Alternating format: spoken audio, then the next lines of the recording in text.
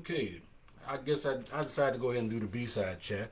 So thank y'all for jumping in and joining me this evening. I appreciate it. Thank y'all for joining me for another episode of Messages in the Madness. I really appreciate y'all. So I was looking back through the comments, and that's what prompted me to go ahead and do the B-side chat. My dude Denny, who I've been knowing Denny a very long time, and I appreciate you, bro. He asked a question that I do feel like I need to answer. And it's a very good question. Let me get it back here over on my other screen real quick. He said the question was, why can't we why can't we get along? And I wish I had the answer to that because we're more alike than we're unlike. We live and breathe. We got the same interest in life. We want to do the same things in life. But why is it that we cannot seem to get along? Why is it that we always have to have some level of division? There's always something dividing us. Why is that? And it's been, but you know, the thing about it though is, if you can answer that question, you'll be a multi-billionaire because it's the question that has been asked since the beginning of time. People have always had differences, and there's nothing wrong with having differences. Because honestly, um, if we all thought and felt the same way all the time, this would be a very boring world. It would be. But I'm like a lot of people. Why do we have all this hate?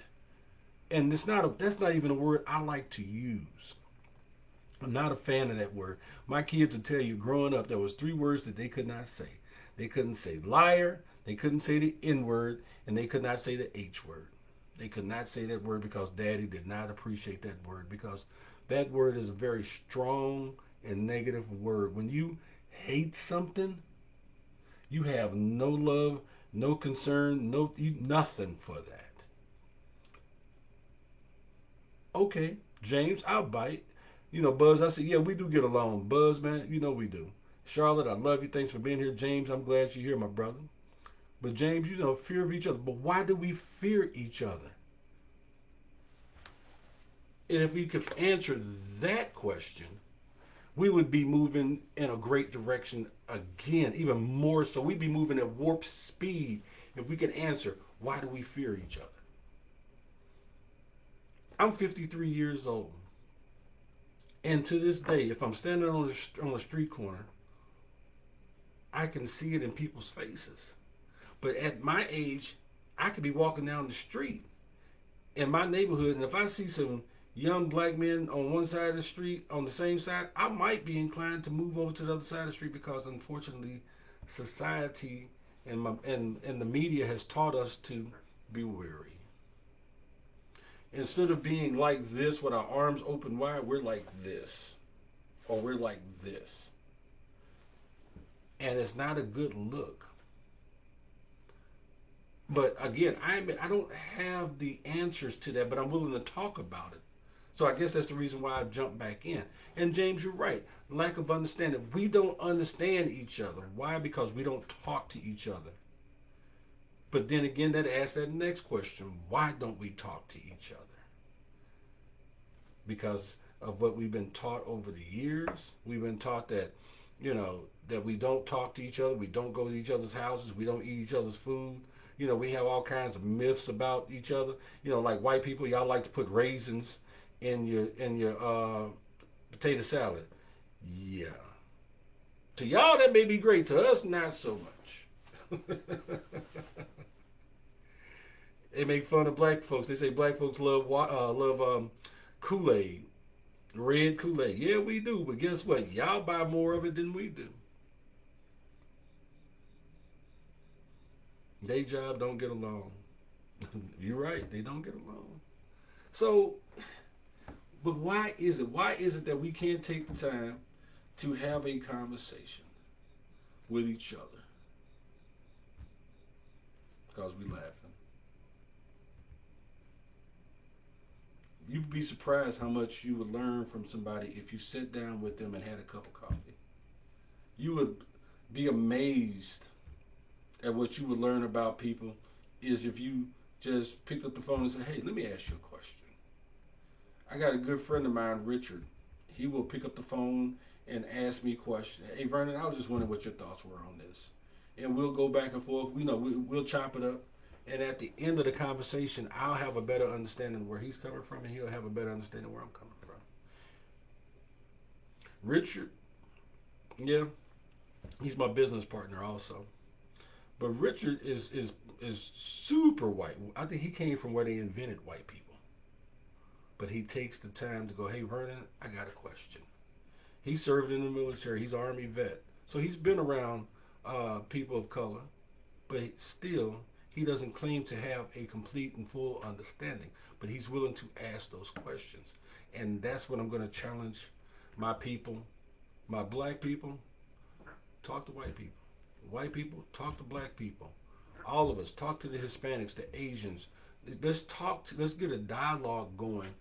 Talk to the guy from the Middle East that runs the grocery store down on the corner that you go through and buy a soda from every now and then. Talk to him. Fine. You don't want to talk to people? Get you some keyboard courage. Find you somebody online that you can text back and forth with or inbox back and forth with, but have a conversation instead of just assuming things. People automatically assume that they know who you are based upon your political party. And it's true.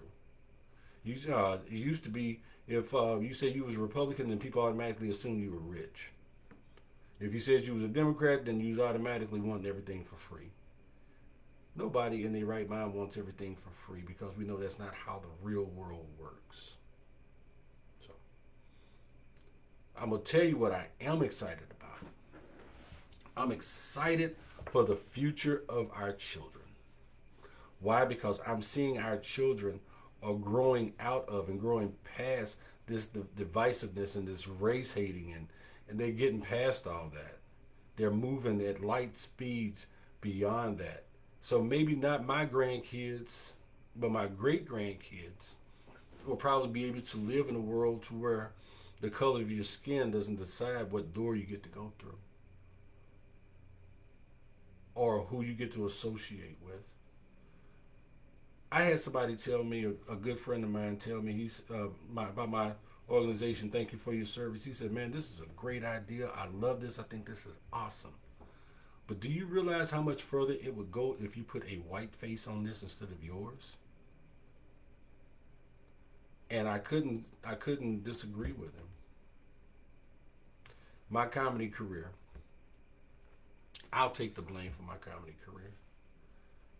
But at the same time, I often wonder if my color is what's keeping me back, what's holding me back from certain other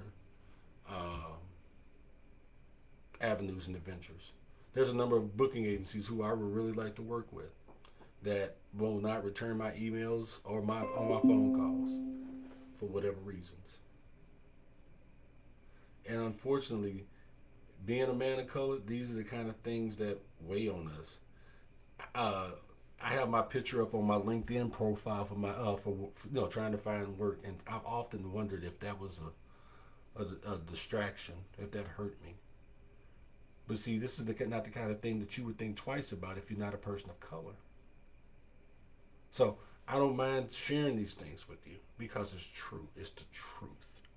I have no reason to lie to you. I know you go, oh man, we're all equal. We're all the same. Yeah, we are. But the reality of it is we're not treated that way.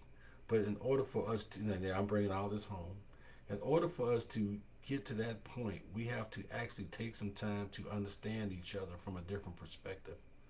We have to learn why white people put raisins in their potato salad and why black people love red Kool-Aid. It's just that simple. Have a conversation with some interest, true and genuine interest. Maybe then we can start answering those questions about why don't we like each other? Why do we fear each other? Why do we have a lack of understanding? When quite frankly, all we got to do is open our mouths and have a conversation. I'm Longhorn. God bless y'all.